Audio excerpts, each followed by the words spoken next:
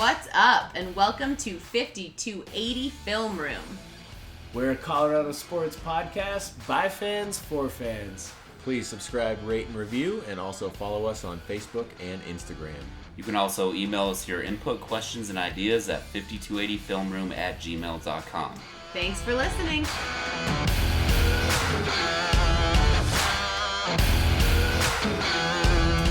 Broncos country. We are 2-0. I'm Melissa. I'm Gideon. Miles? I'm Jordan. And we are officially 2 games into the regular season. We won! Victory! Barely. One. Yeah. Really. Skin of our teeth. We basically lost. I would love to just want to celebrate hard and be so joyous in this victory, but it was down to the wire. And there was a very, very, very good chance we lost this game. We didn't. We got the W, and that is what matters. But nevertheless, it was a hard-fought and difficult game. Yes, it was nice to be able to watch a quarterback on the Broncos roster actually lead some game-winning drives or tying drives. Case did that last week, and again this week he drove him down in field goal position to give McManus an opportunity. I felt like the difference for me this week from last week, just watching as a fan, was the lack of kind of confident continuity during the first half in terms of offensive play calling. Things felt disjointed. Yeah. Well, I think a lot of it was divisional. I mean, division game, both. Our coaching staff is somewhat more intact than the Raiders is from last year, given Gruden's acquisition, And he's bringing an old school kind of approach to running these Raiders too. I mean, he's not caring who he's losing, regardless of their skill level, and he wants to, coach this team the way he sees fit. yes. Yeah, well, and Gruden, he called out his quarterback last week, and David Carr didn't show up this week. I mean, he kind of did. I feel like he showed up more than last week. 27 for 31, I believe, is what his stat His line accuracy. 29 for 32, 29, 30, 288, one touchdown. That's pretty good. Gruden's call out last week, Accuracy-wise. though, was cringy. Yeah. I didn't see I it. felt How uncomfortable, now and he- I don't like the Raiders. And I was like, oh, yucky, I don't like it. I mean, obviously he's not the players coach like, say, Mike Tomlin or Hugh Jackson. Even Andy Reid, maybe players McCarthy. love playing for Andy Reid. And Gruden might just not be that coach. Does he have good ideas, and does he know how to play call and stuff? Sure. When was the last time he coached in the NFL, though? It's been 8 years or something like 4,000 that. years ago. Was he part of the coaching staff during the Tuck Rule game? Yes. So I think that was his last year, because I think he was fed up with it and left the year after. Ooh. Or that offseason, No. maybe 1 year after that. Because that was 01. 01, 02? Yeah, something like that. Yeah. Because I know the last time he coached was 9 or 10 years ago. And Oh, he's so just a lot more recent? Yeah. Interesting. For me, in that first half, it just felt like they were more ready for us than we were for them. A little bit. I mean, I felt like our they- defense Yeah. our defense is the reason why Yeah. we won this game for the most part. And they kept us definitely, safe we in that could have first half. easily been down, 24-0 in going into halftime. Absolutely. Oh, yeah. They had many opportunities, and we got lucky. We didn't get lucky. I'm not going to say that. Our defense showed up and handled themselves like champions and shut the Raiders down when need be. But the Raiders were in scoring position far more frequently than they should have been. Yeah. And the Broncos were not in scoring position. And that interception at the goal line, that one was tough. That would have been a game changer, because that was start of the third quarter. That was or brutal. halfway through the third quarter. So had that been a touchdown, it would have been an entirely different game going into the fourth quarter. We wouldn't have been having to rely on possessing the ball and maintaining our push to scoring some points. And I mean, we squeaked out with a field goal at the end. It was nice. I mean, the field goal by McManus, I thought he missed it at first, but It was a weird angle he to be barely watching on squeaked it TV. in there. Well, and it wasn't just McManus today. If you were watching all of the games. If we're so lucky, that's why we go to our go-to handy dandy sports bar so we can watch all of the games.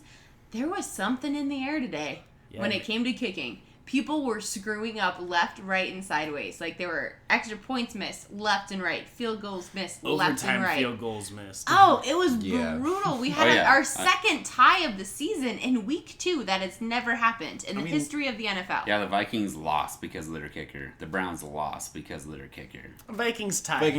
And meanwhile, can I just throw out there that Dan Bailey doesn't have a job. So if someone could go ahead and pick up Dan Bailey, it's probably going to be the Browns. That'd be great. It probably after their kickers. Who was it? Gonzalez. Has been horrific 2 weeks in a row. I feel bad for him. It's awful. It was awful. If they made those field goals and kicks, they easily could be 2-0 right now. Yep. Yes. 2 weeks in a row, he lost those games for them. We are lucky that field goal did look iffy, but Brandon got it. Brandon Tyler McManus came through. Made the score. We won the game literally by the skin of our teeth. It was down to the wire. Yeah, dub's a dub. Fortunately, Case kept his composure going into that final drive. And I think had we had to rely on, Simeon or Paxton in that situation, like, we would have lost. We would have definitely lost. And even though Case's stat line doesn't reflect positive play. Like, he had a pretty... It's more of the game manager neutral type. He had a pretty neutral game as far as the stat line's concerned. But because he managed the game the way he did, like you said, that kind of gives me hope that he's going to find his rhythm. He's going to find out which guys he can rely on.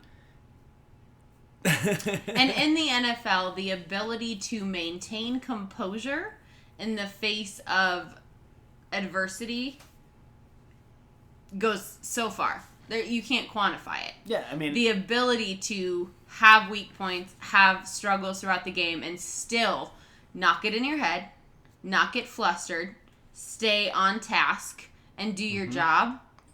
We haven't had that in a long time. And no, Case is not by any stretch of the imagination a perfect quarterback.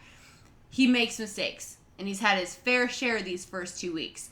But at least when he makes those mistakes, he bounces back and handles himself like a professional. Yeah. Oh, yeah, because his stat line was not good. Like, he was 19 of 35 for 222 yards, no touchdown, and 1 pick.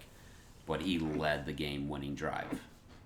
And that's a quarterback that I want. And got a rushing touchdown. As long as you can rely on it. He's not afraid when push comes to shove and he's reading the situation and the field to go, you know what? I got to run. I got to do it. I got to hustle. I got to move this forward no matter what it takes. And he got a rushing touchdown today. And for me, more than the actual 7 points mattering, 6 points mattering, it's about that ability to make that decision in the moment. Extend the play. And do what's best for the team. And see the opportunity. See the window. And go, that's mine. I got to take it. Because if I don't take it, I'm hurting my team. Yeah. Yeah, it was really good to see the balance on the offense though, where the running game took some of the weight off his shoulders. I mean, Lindsey we did look at a lot of third downs. It was cool to see the Broncos not have to worry about, 3rd and 15, 3rd and 12. Like, we were looking at 3rd and 4s and 3rd and 5s, which is a lot more manageable. That's what you want. Unfortunately, like, there was a couple receptions by Jake Butt that were a little bit short.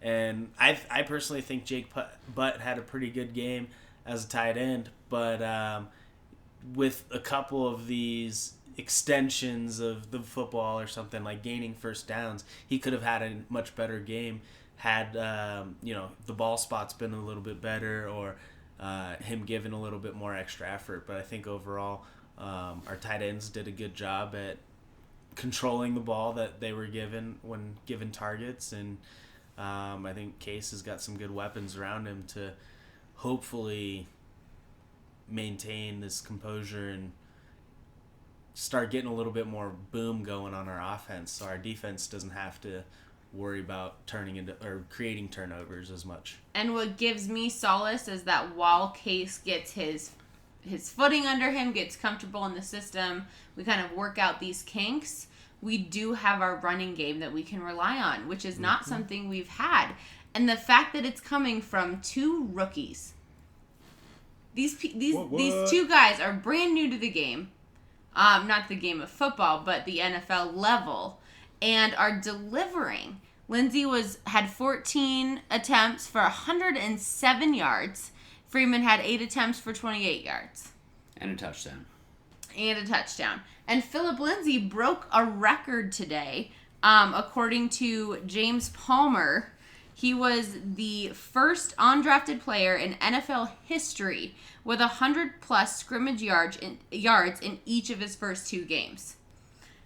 I'm obviously, if you've ever listened to this podcast for more than 12 seconds, you know I am a giant Philip Lindsay fan. I am all about him. I am pushing for him. And I was nervous that after last week's massive success, he might implode. That he would crumble under the pressure, that he would get in his own head, and that it would be this one game that he was great and then everything would fall apart. And he proved today, literally within the first few minutes of the game, that that's not something I ever have to worry about ever again. And I don't know how he does it. I truly don't know where that fortitude and that drive and that absolutely unwavering, like, humble confidence comes from. But it served him well, and I think it will continue to serve him well and the Broncos well for the rest of the season. I think part of it was, if my memory serves correct, I believe he spent all 4 years at CU. So he wasn't one of these dudes that, went through 2 years of college, then goes into the draft. Like, he went freshman year all the way through his senior year. And I think when you become a successful football player at the collegiate level at that point, like, the game starts to slow down. And so what I saw from him today was him picking his running lanes. So when they call a play, sometimes your holes collapse. Like, the planned hole on where you're supposed to run collapses. And you as a runner have to pick and choose which direction you want to go based on the defensive scheme. And Lindsey did a fantastic job at making sure that he was always moving the ball upfield, he was finding the gaps, and he was avoiding big hits. And a lot of that has to go back to how long he played collegiate football, because you see a lot of different schemes over that amount of time, and then eventually it slows down, and then getting to the NFL level is that next step. And I think he's already taken that next step, and he's just going to keep growing from here on out. He's the littlest guy out there. One of the smallest guys out there, right? yeah. Like, there's nobody...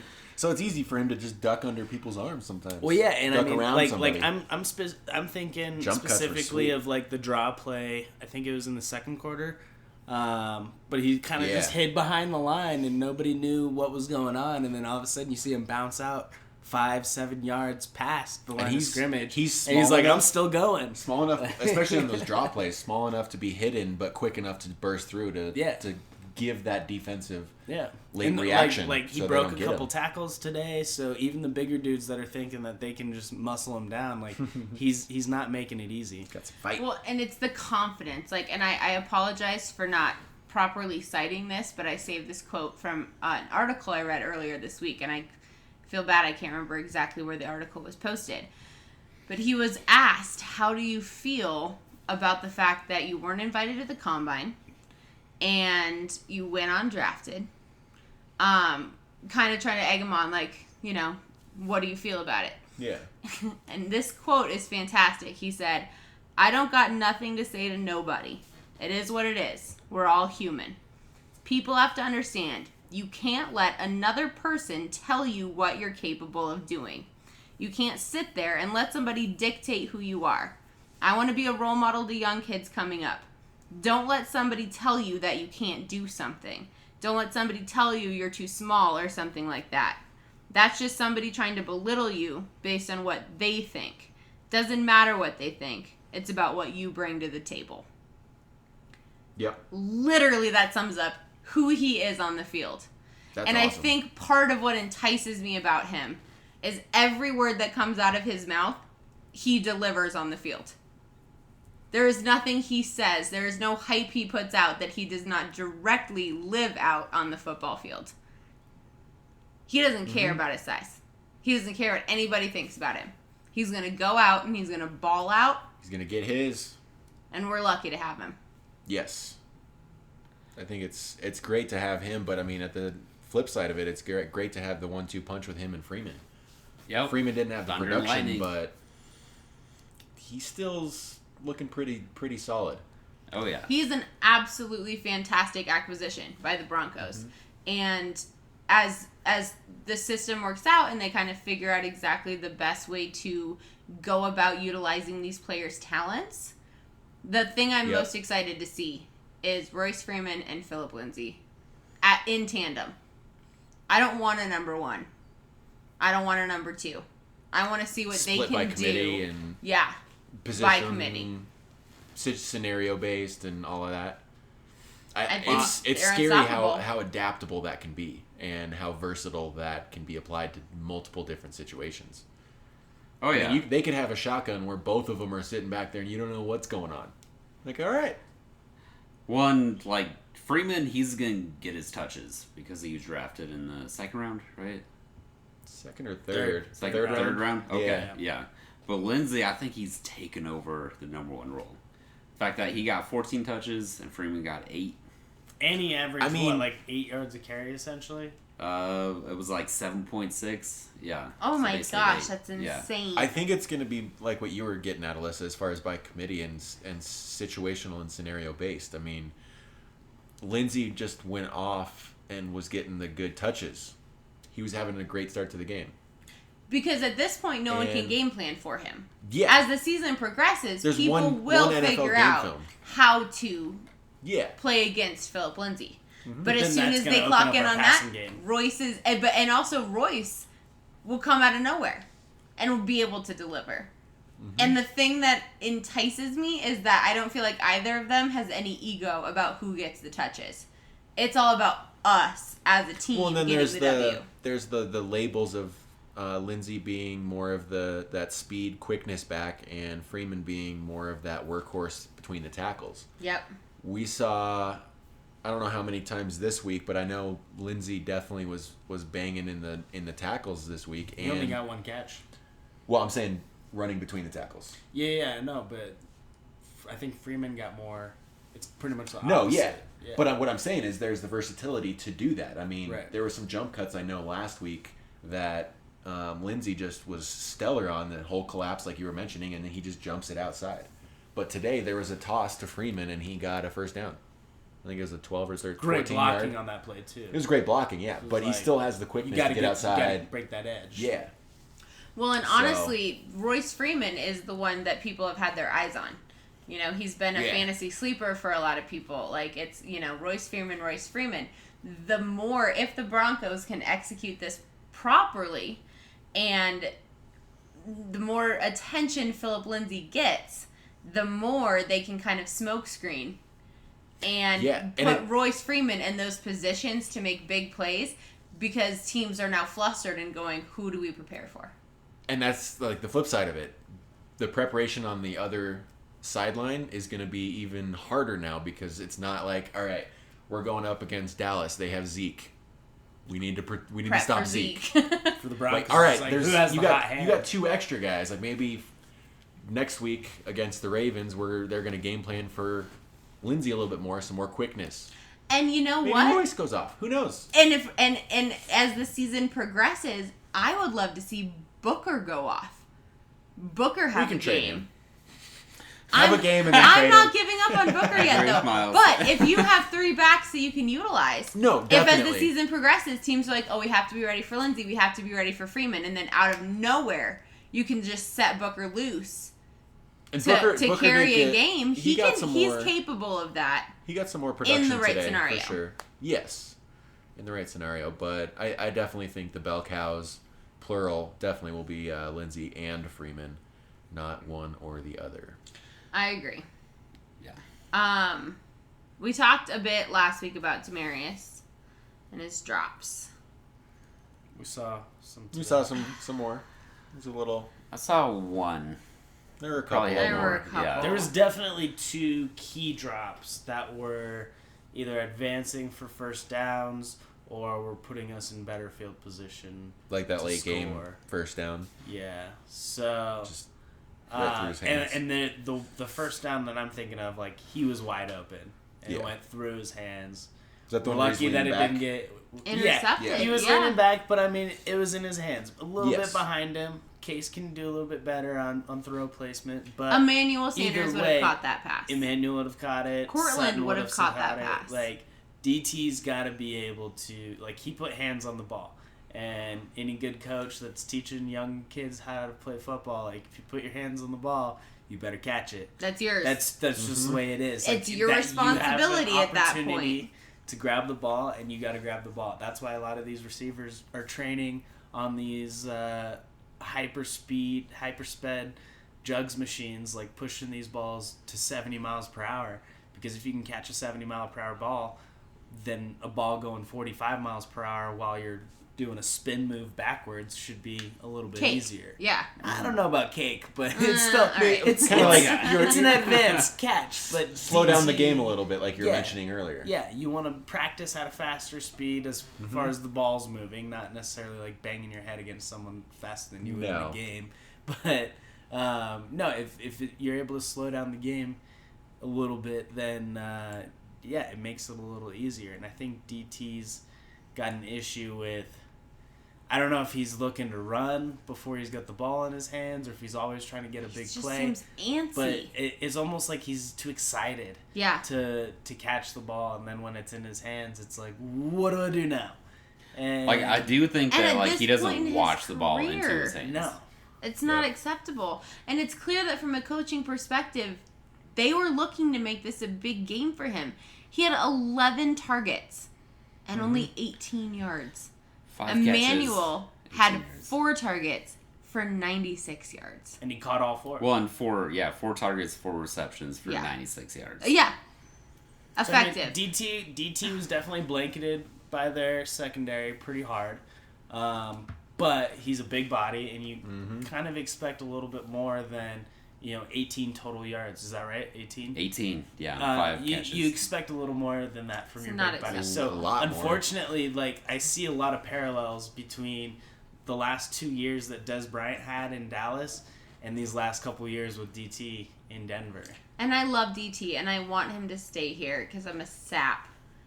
But even At some I, point, like- the like quintessential Homer, I'm like, again, I'm getting fed up. I'm getting really frustrated. There's lots of good news about Cortland Sutton. Like, this kid is the real deal. So, I mean, maybe it's one of those running back, like what we have with the running backs.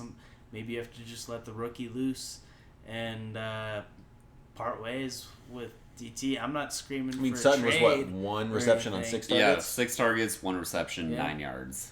He's Something obviously he's more- definitely got more work. work. He's got work to do for sure. Yeah. One was that The touchdown. Crazy I know, overtime. that should have been a touchdown. that is almost I see why they called it not a touchdown, but yeah, it was some weird refereeing going on in our game It's today. a little wonkety. For yeah. sure, for sure. But we won. We won. We That's did. all We that got the matters. W. Yep. But overall, I felt like last week I commented that at no point in the game I felt frustrated with the play calling. And this Little week bit I more felt so. very differently. Especially in that first half. I felt confused and frustrated by a lot of the play calling on offense. It seemed forced and it seemed contrived. Like they were trying to make something happen that wasn't going to be efficient. It wasn't going to be successful. And I don't know what motivates that. I don't know what fuels They could have that. been forcing like what their game plan was for the team, like on what their tendency was. And So- instead of kind of easing in and adjusting, like they just kept trying to force something that Yeah. wasn't working. I'm thinking like because they were so persistent with trying to push it, I don't think they took as many chances as they could have. There were some like second and long situations where they could have really pushed the secondary, but there was times where they actually did, and it panned out. I don't know. It's hard for me to criticize the play calling of today's game because a lot of how the game play went was managed by Case. And, I mean, I don't want to call it this like a Peyton Manning type of game for him because he didn't have, 3 touchdowns on 300 yards passing or anything. laser rocket arm. Yeah, but he did lead this team. And I think the play calls were justified. Like, there was nothing that was, like, out of the realm of, like, what are you guys doing? You know, like, it was like, all right, like, I see why they called it. Did it work out? Yeah, maybe not. I just felt like it was reaching. I don't know. Like, this is me being, like, super nerdy from my teacher perspective. But, like, you have those students, or you have those, in this case, players, that you see endless potential in, and you want to give them opportunity after opportunity to succeed, and you push it too far. And I felt like that was happening. They wanted certain players to have a successful game, and they let that get in the way of actually effectively managing. Which players? the would you agree? success. Would you agree? Demarius. Yeah, so Demarius, Cortland, and Jake Butt. Yeah. I mean, they were reaching to make sure Jake Butt had a successful game. They were reaching to make sure Demarius did. Cortland had 6 targets. Yeah, and it led to us being down 12 zip going into the second half. So you I think really we do should have believe gone that. to a little bit more consistent. It's just being in the moment and reading what's actually happening. Who has the hot hand, who's doing well, and instead of trying to force, I care about this player, so I want them to succeed. And I can empathize with that on like a level I can't even possibly express. Like, you want these players you believe in to be successful. You want to give them opportunities to shine and to just to take it and run with it and kick butt. But if they're not doing it, you have to just release that and move forward with who's sometimes, being successful in the moment. I mean, I think it's not necessarily individual person per se, but it's more of the coaching staff probing and getting a feel for how the defense is reacting to our specific personnel. So it's like, all right, we're going to try some flood formation where we put everyone and they're all going to the right side of the field. How are they going to react in a cover 2 set or something? I don't know. Right. I think it was more of that, and the opportunities were there for those mentioned players. But I don't think I think if anybody has an idea of production from a specific player, it's more so the player themselves. Rather than the coaching staff. I mean, obviously the coaching staff does want them to produce and just take it and run with it and just shine, but that's not going to happen very often. Yeah. There's too little spotlight for everyone on one team to get a little bit of some of it. Yeah, that's true. Lindsay had most of it today in our defense. But he takes it. But he goes out and takes it, yeah. That's what you need to do. Given ample opportunity. Yeah. Well, Jake Butt had a couple opportunities, never caught him. But I mean, I get where you're coming from. Yeah. Well, like let's say like DT, like they were trying to spotlight him, trying to get him going. Like, he could be a game breaker, just with his talent. Like, yeah. I don't know if they were absolutely paying extra attention to him just to try to get him going or not. I don't know, but like, he could be a game breaker because he's a guy that can take a 10-yard screen and take it 80 yards for a touchdown. Yeah. Like, he's that guy. Emmanuel can too. Yeah, it's true. But Emmanuel's confidence is not shaken right now. Oh, yeah. No, for sure. He's fine. Like, we're not worried about making sure Emmanuel feels like he's have a got confidence this. issue? Is this like a John Gray kind of situation? I feel like Demarius has a serious confidence to, issue. Practice squad? I think practice squad. That's a little drastic. Set him down. I don't need any other team signing him on the practice I squad. do feel like he has a confidence issue. And I feel like part of it is because obviously we don't know him. We're just fans. But from the outside fan perspective, he does seem like that kind of player who's like really introspective and takes it really hard when things don't go right and plays it off to the media like it's no big deal. But like, I truly think it messes with him. Might get a little in his own head. Yes, and I think if you're and I am not faulting the coaches for this, because I think if you're a good coach, you're intuitive to that, and you're like, you know what, this is a brilliant athlete. This is an incredibly gifted human being. What do we do to help him build his confidence? And I feel like they put him in situations tonight to be successful, but unfortunately, it didn't pan out. Well, as a coach, it's hard to treat him different than all the other wide receivers. But it's impossible not to. These are human beings. This is not some sort of like algorithm. These are people working with people. And this is supposed to be our immense our different number aspects one of personalities. wide receiver. Yeah, That's our he's number one. WR1. Yeah, Like, so you expect a lot out of You him. do. And you know he's capable of it, but he had does what, he 11 know? targets? 11 targets, yeah. I think he 5 had the catches. same amount of targets. Oh no, he had 10 last week. 6 catches. Yeah. But he also had like 70 yards last week, Yeah, which is not bad. I mean it A happens. couple drops. And I Up mean, and down with weeks. with Yeah. baseball, you brought up John Gray. It's easy to ease into the, oh, they're in a slump, but it'll be okay. Because baseball, there's 7 bajillion games. And by that I mean, what, 182? 162. 162. More than 10 times the amount. Right. Yeah. In football, you don't have the luxury of the slump. You don't have the luxury of being off for a bit and then you refining get the your practice footing. days during the week. But they like don't 2 or count 3. for anything. Okay, No, what I'm That should saying, be like, your slump, though. that should be where your slump is at. And Yeah. you should fix it by the end of the In a practice week perfect world. to So, Yep. perform in the game. DT's 30. Yeah. Is he past his peak? No. Oh, yeah. Is he starting No. to Oh, decline? yeah. No. Wait, you don't think he's No, past no, his no, peak no, no, at no. 30? No.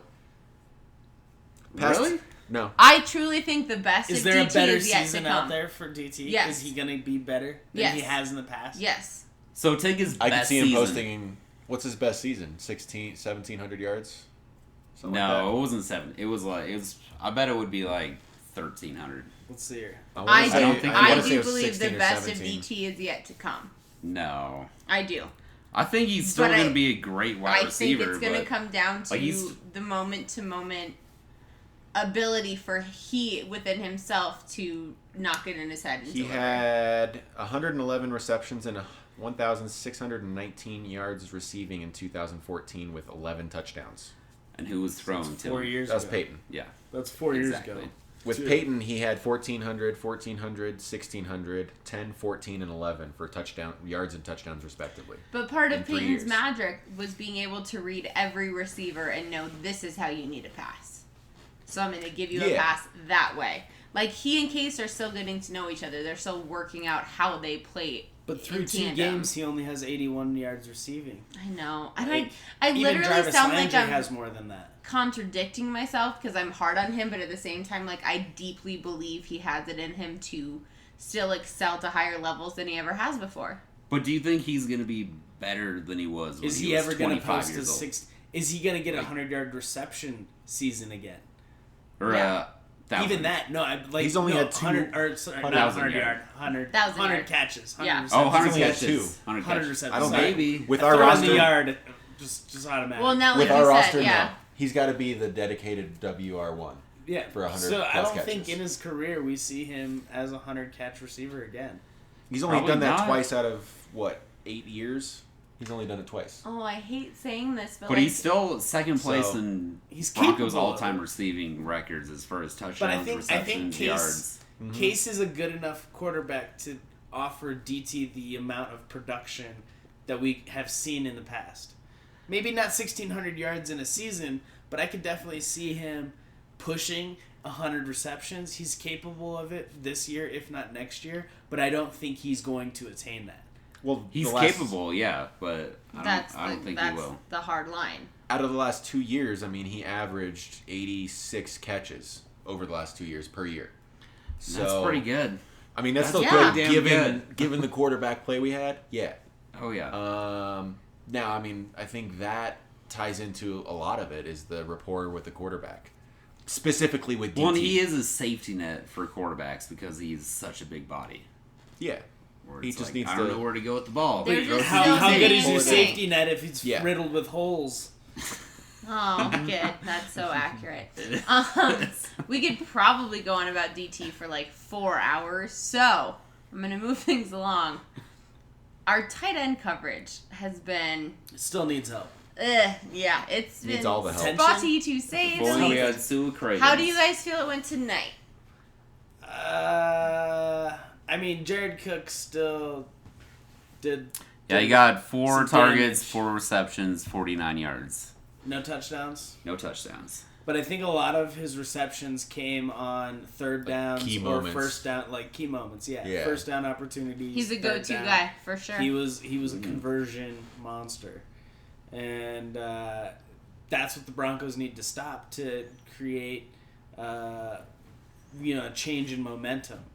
And if we allow these teams to, get a couple first downs and then gain some steam, they know that they can just target their tight ends, like wait it out a little bit, let your receivers get downfield, but your tight end's going to be open coming across the middle in the flats or even in the seam. We've seen them break one long or break a couple long against the Broncos, but if we can start honing in on that type of coverage, I think we will see a lot more success and a lot less close games like this. Well, I do think that's why we brought in Sua Cravens, because he is like a safety linebacker hybrid. But unfortunately, he's hurt. Yeah, I mean, Can you do? it happens. I would love to be able to just throw a free or strong safety, like Justin Simmons, on Right. just man-to-man against the other top tight end the entire game. That's it. But did Sub you him out take him for a away linebacker. from... Kinda wishful But Jared, thinking, like, though. No, it is, Jared for Cook sure. isn't that good. He's not, no, Like, but if you're playing yeah. a, Like, you the take away pass, Simmons from the rest of the like- play if he like- does that. No, I'm not Right. saying like every single play, but It's going to be interesting moving Yeah. forward. Like, who do we have next week? Ravens. Ravens. Ravens. So we got What? Who's their? I don't even know who their tight Oh, end is. goodness, They ain't I have got no tight end. idea. last one I remember They was got like Dennis a Pitta. blocking. They got a blocking tight end. Right? Yeah. Pitta was last one. So we got to worry about like Yeah. Forrest Allen and who's their receivers? They got John Crabtree. Brown, John Crabtree. Brown, Crabtree. Yeah. I think that's their top two. A couple Crabtree deep and John threats. Brown. That's fine. So Oh, yeah. yeah. I mean the Broncos defense might be able to practice against like the Ravens tight end to give them a little confidence boost. And we're in Baltimore next week, huh? Because we play Yep. two at home. Yep. Yeah. Yeah. That's going to be tough. So it'll be a good test, but we're gonna have to go in there and show them what's up. Ooh, they But got Sneed. Willie Snead? Willie Willie Snead. He's Snead? quick, eh? Yep. Who's their tight end, though? Nick Boyle Oh, Boyle. and Max Williams. oh that sounds uncomfortable. So yeah, nobody I got that a can catch, Boyle. probably. Yeah, I think we finally might luck out in the tight end coverage for at least 1 week. That'd be nice. We'll see. I mean, Knock on That was wood. Knock on Miles wood. knocking on the table. I mean, Yes, it is. take wood. anything we can at this point. Right, because it's been such a weak point. Yes. It's been our kryptonite. And Mhm. gotta get that on lockdown. Yes. It's been quite a few weeks since I've done a player profile. I can't even remember the last time. It was a while ago. I think the last time you did it, I was actually on the podcast. You were. So I know, So it's I been know a I was on a minute. hiatus. Yeah. It's been like 3 weeks, probably. It's been a bit. I'm going to do a player profile tonight. And for me, the purpose of the player profile is a couple different things. I want to bring awareness to the efforts certain players are making off the field to better the community. And also dig a little bit into where these players come from and who they are. They're athletes. They make a ton of money. We tend to get a little disconnected from the fact that they're actual human beings. And everyone comes from somewhere. Everyone has a story to tell, and everyone has, even these athletes making millions of dollars have fought their way to where they are today. And I find it fascinating to dig a little deeper into that. So for today, I will be talking about Von Miller. According to Wikipedia, his full name is Vonnie Bavashan Miller Jr. And yeah, Miller Jr.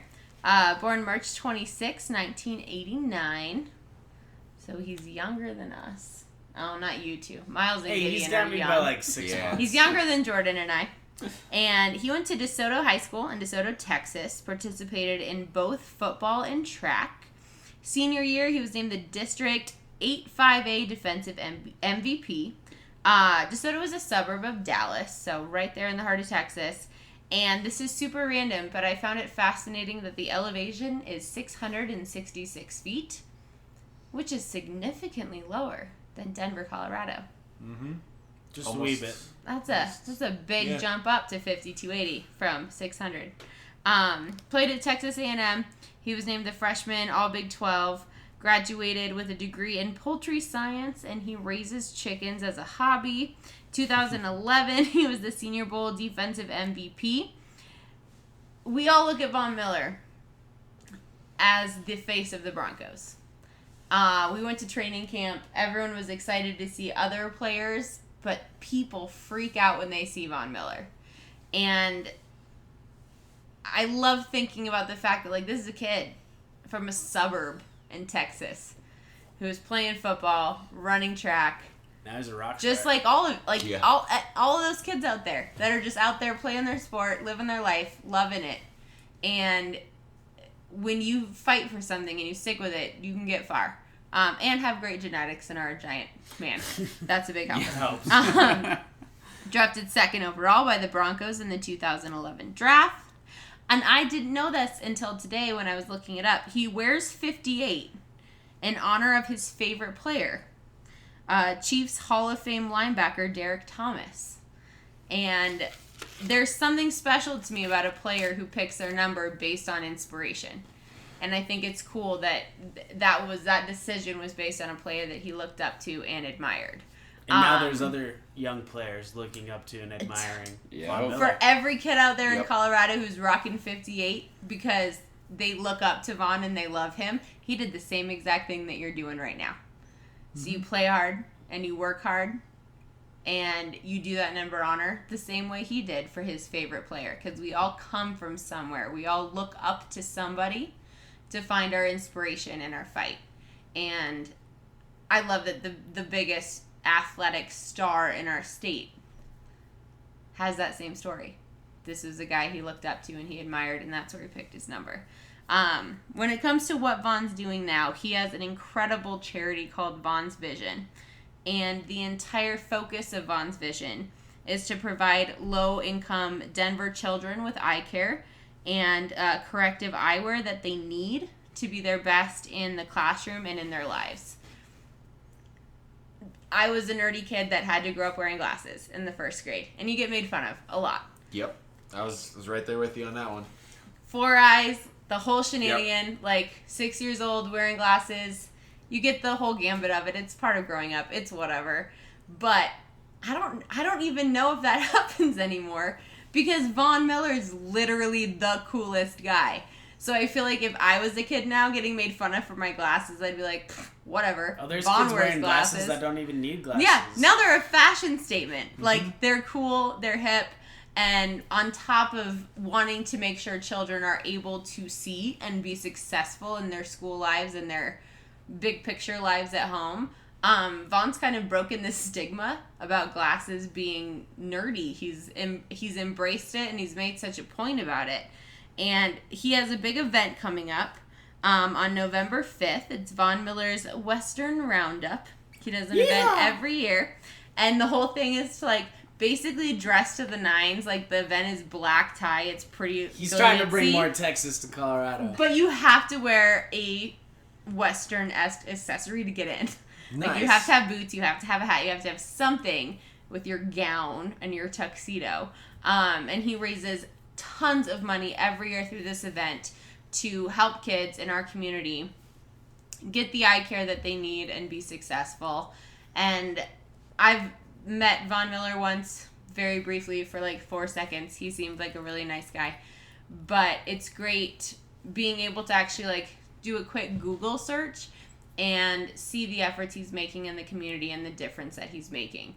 He's a person, just like we're all people. Yes, he's a professional athlete. Yes, he makes a lot of money.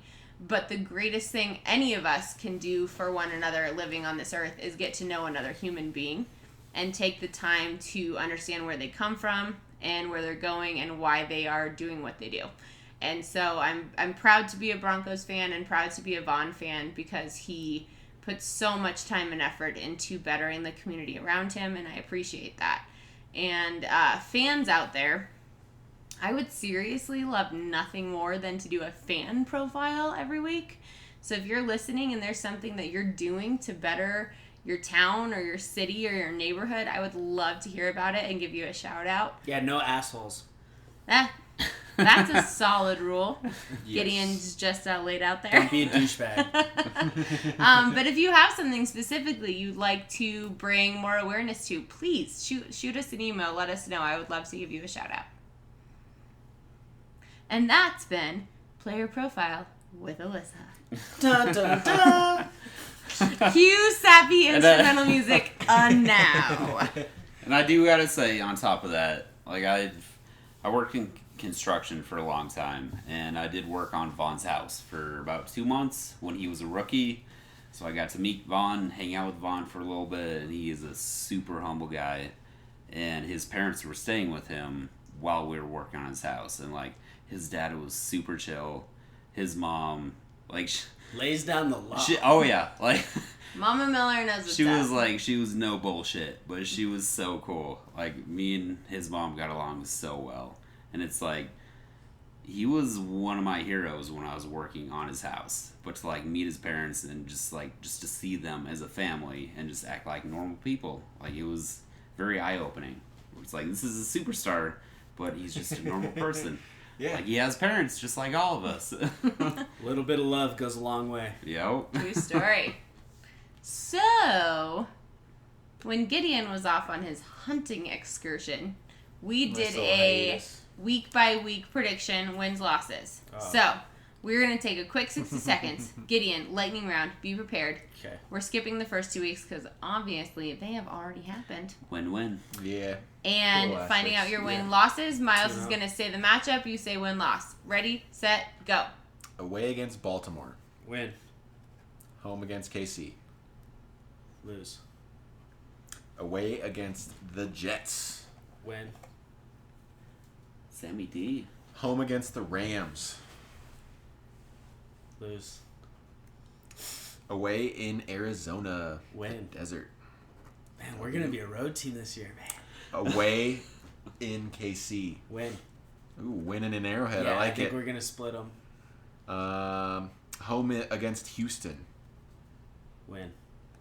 And then we got our bye week at week 10. Away against the Chargers. Win. Home against the Steelers. Win. Away against the Bengals. Win. Away against the Niners. Lose. Ooh. Home against I Cleveland. wish you could all see Gideon's face right now. So cringy. Week 16, away against Oakland. Win. And 17, home against the Chargers. Win. That is very bold, sir. Yeah. What is it, like 12-4? Yeah. 13 and 3. Yeah. Oh my Yay! gosh. Reaching for the What? stars. All right, real quick before High we wrap things up, expectations. we need to do our predictions for next week against the Ravens on the road, playing in the morning. Gideon, score prediction. I think, obviously, the Broncos are going to win because I just went through that. Am I contradicting myself? Hold on. No, you're good. Okay, all right. You're in line. Broncos win 21-17. It's going to be a close one. All right. Okay. Miles? Or no? Skip for now. Okay. Just you guys go. I need All right, Jordan. Yeah.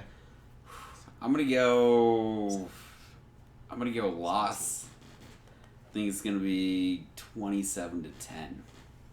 It's gonna Oh, be that's a rough harsh, babe. one. A rough one. Ooh. All right. Javorius Allen isn't that Wait. good. You're choosing loss, huh? Oh yeah. I'm choosing Oh, yeah. loss also. Yeah, you guys both chose Okay, losses. all right. Oh, we're syncing. Cool. Miles has the cheat sheet over there where we wrote Yeah. all this down.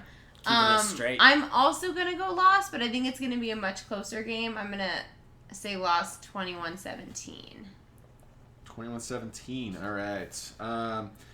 The last couple weeks I've gone a little high on the predictions, so I'm going to bring it back down to earth a little bit. Obviously, in the prediction, I said that we'd win. I want to say 24-14 Okay. as a Broncos victory. Nice. All right. Next week will I be hope so. interesting. I mean, I feel like there's a very good chance we win. I just don't I don't buy it yet. It's hard to get a The gauge on the Ravens look Ravens. so good this year. And it'll be an away Well, game. see, the thing about the Ravens, they just blew out the Bills, who I think were almost all in unison. They're the worst team this league. Yeah, they this suck. year. But The Browns are better. Then they got handled the bent Bengals over on pretty well Thursday. too. They kind of Their defense did not. Their defense No, the did defense not. did not. But the But offense. see, like, looked Their that's good. the team thing. as a whole handled Yeah. them okay. Yeah. That's the thing. The Broncos are more Balanced. tuned in with the way the Bengals are than the Bills. So I think our game's going to be similar to the Bengals Ravens, a little bit more. It's not going to be a blowout. On the Ravens side of things. Okay, I hope not. I hope not. Also, I don't think I it's know, going to be a but- blowout. I think No. it's going to be a close game, and I think we're going to lose it by a field goal at the very end. like What is McManus gonna miss the in field overtime. No, whatever their kicker We is give going up. to make the- one. Yeah. I don't know who it is. Don't put it in our hands. Their guy's going to make one, and that's going That's to be gonna- it. Justin With Tucker. zeros on Justin the board. Tucker, that's who it is. He is a pretty good kicker. Yeah. He's pretty yeah, solid. he's a fantasy steal. He's So- my fantasy guy. We shall see. Thank you guys so much for listening. We appreciate all of you so much. We will hit you all up next week and break down how this Broncos Ravens game pans out. Later. Have a good week. Toodles. Peace.